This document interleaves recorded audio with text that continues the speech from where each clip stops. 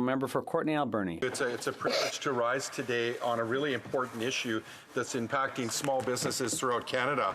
Madam Speaker, small businesses throughout the pandemic closed their doors to protect public health, to protect the people in our communities, Madam Speaker. They're the unsung heroes that aren't talked enough about in this House and in this country. And Madam Speaker, many of them took a major hit, obviously financially. And I've just got some stats from the Canadian Federation of Independent Business. They cite that 60% of small businesses are still struggling with pandemic debt. In fact, the average pandemic debt is $126,827. 47% of businesses, small businesses, are operating below normal in terms of sales, and at 19% are at a risk of closure. This is a significant amount of small businesses that are one of the economic drivers in our communities and employ many workers that rely on small businesses to succeed. Now, Madam Speaker, my colleague from South Okanagan, West Courtenay, has been pushing on the federal government to extend the CEBA loan for one more year for the full-fledged forgivable portion. We've been calling for a CEBA extension, Madam Speaker, and 250,000 businesses have been, are at risk right now of closing their doors. So as New Democrats, we understand the critical need to support small business, and we're glad to see the Bloc join in our call for a full-fledged extension for next year, Madam Speaker, the end of next year. We're glad to see the Greens support our call to action. But guess who's missing in action? The Conservatives, Madam Speaker. We can't find the Conservatives when it comes to this critical ask of small business that the Canadian Federation of Independent Business has identified as critical to supporting small business. And Madam Speaker, I'm just going to read a note from the Canadian Federation of Independent Business. It's part of their petition. They're asking people to write to the government. 18 days isn't an extension, it's an insult. That's what the federal government just offered small business when it comes to the CEBA loan. Then they've got to go, if they can, go back to the bank where they got the CEBA loan.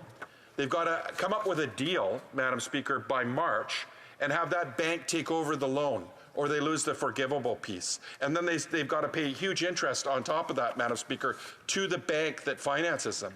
This is absolutely an insult to these small businesses and those that close their doors to protect our health, Madam Speaker. And I went on a business walk with Jolene Dick, the Executive Director of the Alberni Valley Chamber of Commerce. We went into Flandangle's Kitchen and Gifts in Port Alberni. Was talking to Christine Washington. Not only did Christine close her doors to protect public health, she kept her employee going. She went out and got a job so that she could pay her employee the difference on the wage subsidy, Madam Speaker.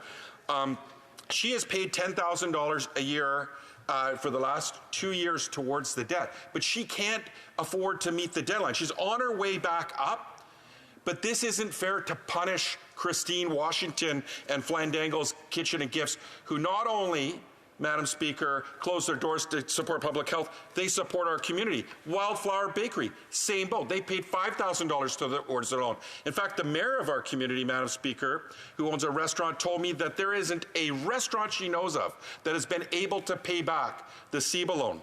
So I'm asking the government, will they extend the full CEBA loan to the end of next year with the full one-third non-repayable portion for December 31st, 2024? The Honourable Parliamentary Secretary to the Deputy Prime Minister. Thank you very much, Madam Speaker, and I'd like to thank my colleague for that question. It's a very important one for our business people and small business all across Canada, including at home in Montreal and in Quebec. The member opposite, the member for Courtenay-Alberni, worked with me back in the pandemic on many supports for our entrepreneurs and small businesses.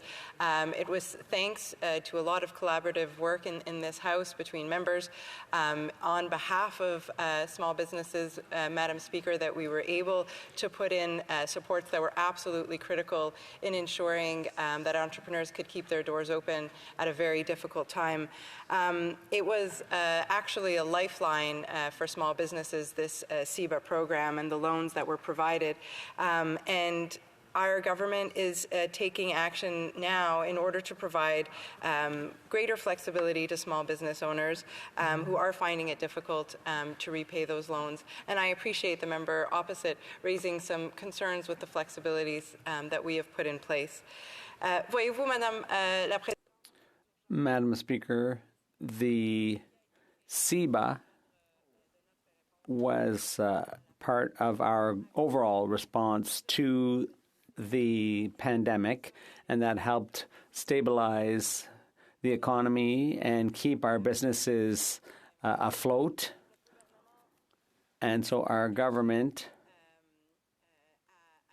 is still committed to supporting small business, and our commitment to this program is emblematic of our unfailing support for businesses and Canadian workers.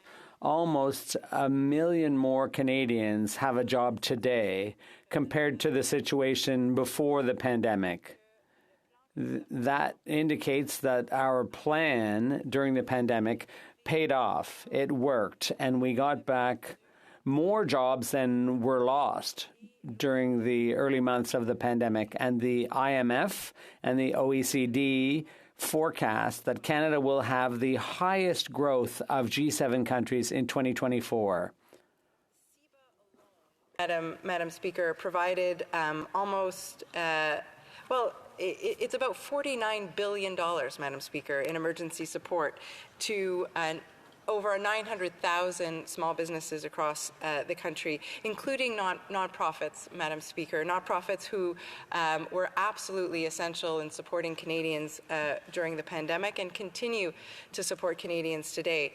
These businesses and these not-for-profit organizations have been and continue to be the backbone of our communities, and they provide good-paying jobs. They also provide essential services to Canadians. So I am here to reiterate our government's unwavering commitment to support those small businesses, and we have recognized, of course, and I have taken many of these calls, as has the Minister for Small Business, that businesses, and particularly small businesses, have seen some challenges in repaying those important loans.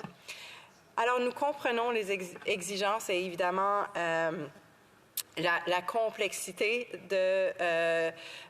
d'une petite entreprise, reconnaissant que la fin de l'année est une période quand même chargée pour nos PME. Nous prolongeons jusqu'au 18 janvier 2024 la date limite du remboursement pour pouvoir bénéficier d'une remise partielle du prêt jusqu'à concurrence de 20 000 $. De plus, nous offrons aux PME la possibilité de bénéficier d'une remise partielle de leur prêt jusqu'au 28 mars, à condition qu'elles fassent une demande de refinancement auprès de leurs institutions financières.